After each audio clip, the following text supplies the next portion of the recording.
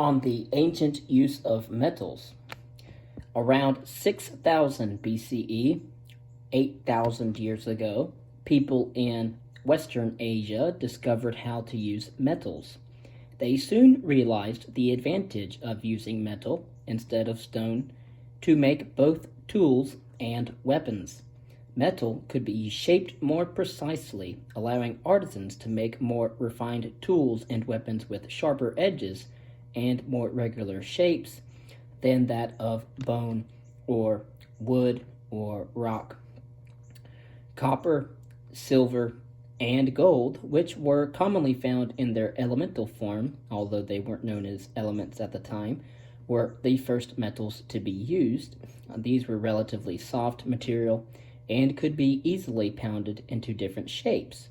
But an important step was taken when people discovered that a rock that contained metal could be heated to liquefy the metal, which is a process called smelting.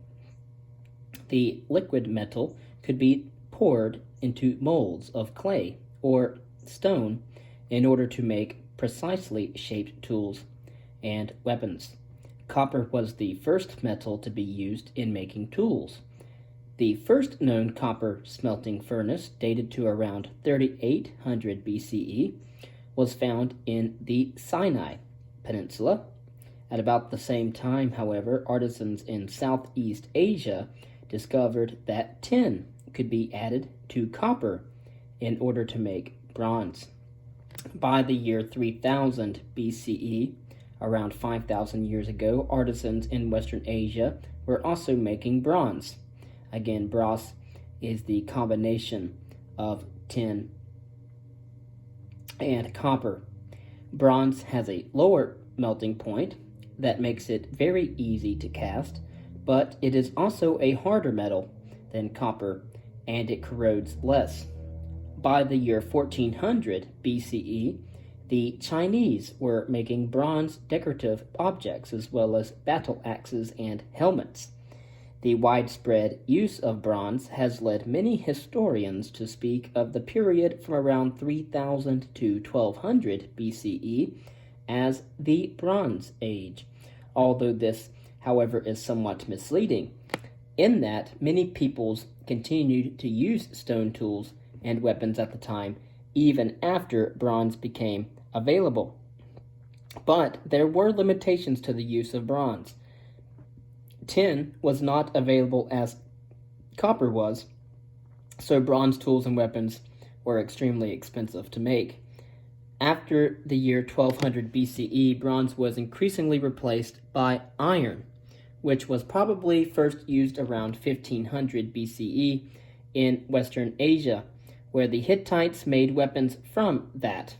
Between 1500 and 600 BCE, iron making spread across much of Europe, or Western Eurasia, as well as North Africa and Asia, the eastern part of Eurasia. Bronze continued to be used, but mostly for jewelry and other domestic purposes. Iron was used to make tools and weapons with sharp edges. Again, after 1200 BCE, bronze was increasingly replaced by iron, which was probably first used around 1500 BCE in Western Asia, where the Hittites made weapons.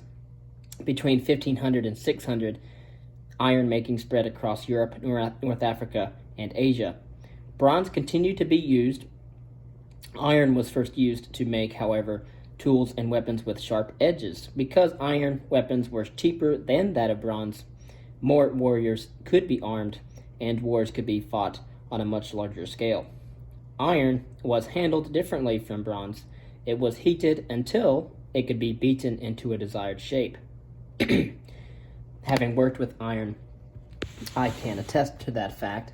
Each hammering made the metal stronger. This wrought iron, as it was called, was typical of iron manufacturing in the West until the late Middle Ages, or the medieval period. In China, however, the use of heat-resistant clay in the walls of blast furnaces raised temperatures to about 1537 degrees Celsius, enabling artisans already in the 4th century BCE to liquefy iron in order that it too could be cast in molds. Europeans would not develop such blast furnaces until the 15th century CE. And we might ask, what were the advantages of making objects out of bronze versus that of iron in the ancient world? Which metal ultimately triumphed in China?